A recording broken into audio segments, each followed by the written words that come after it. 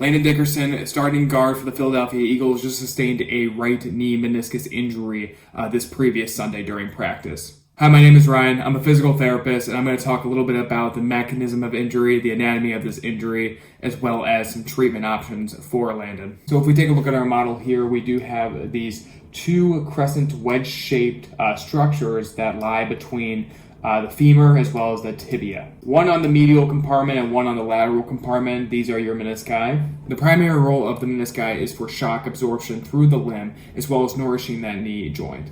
So if we remove the femur here, we have a better view of the shape of these menisci. You can totally see the crescent shape.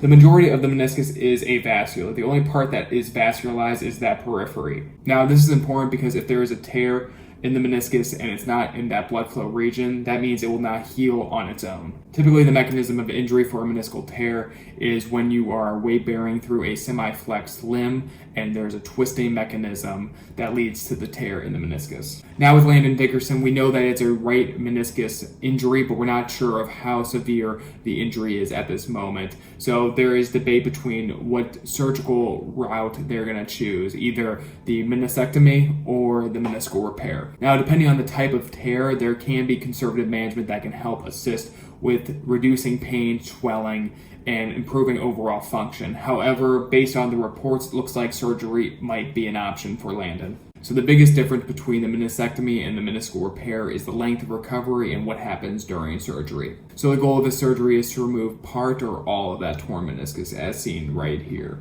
Now, for a typical recovery, this will be about 6 weeks, so way more preferred than a surgical repair, which typically will take about 4 to 6 months. So here you have a bucket handle tear of the meniscus, and as we continue to play the video, this is going to show that meniscal repair surgery as they arthroscopically sew back the torn meniscus together, aiming to basically completely heal as well as restore that knee function.